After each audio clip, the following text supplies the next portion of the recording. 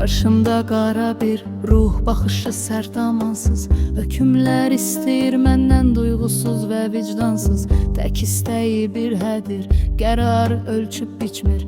Mənim ruhum boğulur, o isə qanımdan içir. Kresloda yayılıb zənn edir ki sultandırır.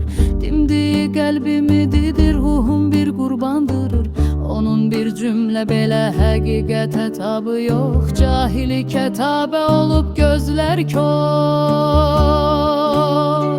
Mən dünən ucalarda ləyaqət simboluydum. Bugün bir masada daş tək qalıb uydum. Dərimi cəmirir o cılız həqiqət ilə. Məni dəyişmək istəyir öz çürük qərarları ilə.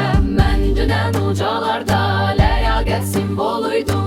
Bugün bir masada daş tək qalıb uydum. Dərimi cəmirir o cılız həqiqət ilə. Məni dəyişmək istəyir öz çürük qərarları ilə.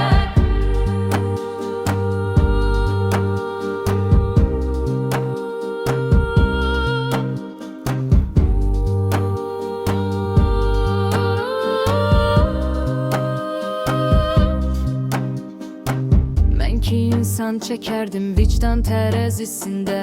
Zəka axtarardım hər kəsin düşüncəsində. İndi qarşımda duran hissi soyuq bir daşdır. Eşidir amma hiss etmir, o cahilə yoldaşdır. Dövrə vurur başımda bir qırğı tək inadla. Gücüm çatmır vuruşum bu cahil nadanlıqla.